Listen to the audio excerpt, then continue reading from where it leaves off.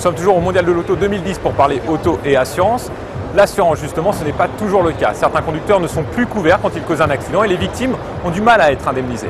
Je reçois pour en parler François Werner, qui est le directeur général du Fonds de garantie, qui vient de se voir confier une mission de prévention par les pouvoirs publics pour parler de la non-assurance.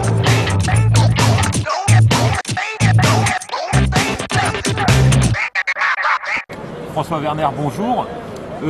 Ma première question va être très simple. Vous avez une mission de prévention qui vous a été confiée par le gouvernement. Est-ce que vous pouvez nous la détailler? Oui, la loi prévoit que le fonds de garantie doit conduire des actions de prévention en direction des automobilistes. Et c'est vrai qu'on a choisi de se pencher sur les questions de non-assurance parce qu'on pense toujours, ou on pense parfois que la non-assurance c'est pour les autres, c'est ceux qui ont choisi de ne pas s'assurer, alors qu'il y a un certain nombre de cas où on peut se trouver non assuré et encourir ensuite des conséquences très très importantes et qui sont des cas de la vie quotidienne. Le cas où on n'a pas pu payer sa prime d'assurance, on n'est plus assuré.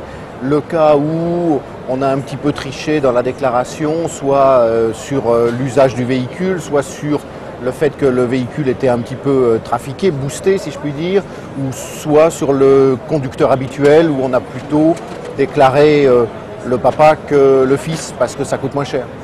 Vous qui indemnisez justement les victimes, dans ces cas de non-assurance, quels sont les chiffres? Y a-t-il beaucoup de conducteurs non assurés? Est-ce que c'est beaucoup de cas? Alors ce qui nous frappe, c'est que alors que depuis maintenant de nombreuses années, on voit baisser globalement en tendance la sinistralité, il y a moins d'accidents de la route.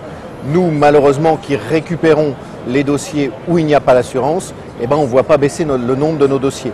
Donc on a reçu encore en 2009 2700 dossiers, ce qui montre que sans doute il y a plus de conducteurs qui se trouvent en situation de non-assurance que par le passé. Là, pour le coup, ce n'est pas une mission de prévention, mais la franchise qui concernait les automobilistes ayant eu un accident avec un animal sauvage est de retour.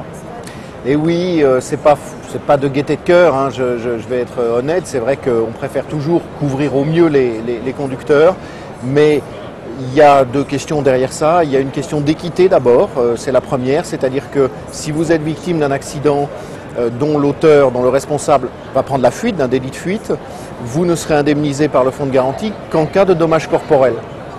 Et inversement, si vous avez un accident avec un animal sauvage, que ce soit de votre faute ou pas de votre faute, c'est un animal qui se conduit pas, il ne sait pas respecter le code de la route, un animal sauvage, eh bien vous étiez jusqu'au mois d'août couvert intégralement de la totalité de vos dégâts matériels. Ça semblait un petit peu inégal. Et puis, il faut être honnête, c'est vrai que le nombre d'accidents n'avait pas été complètement anticipé. Et pour le fonds de garantie et donc pour les assurés qui contribuent à son financement, c'était une charge très importante. Donc il y a eu ce petit curseur qui consiste à remettre une franchise. Si la franchise consiste aussi à dire faites quand même très attention en hiver, ça sert à quelque chose. Monsieur Werner, je vous remercie beaucoup pour toutes ces précisions. Merci. Je vous donne rendez-vous très bientôt pour une nouvelle interview sur News Assurance Live, toujours en direct du Mondial de l'Automobile 2010.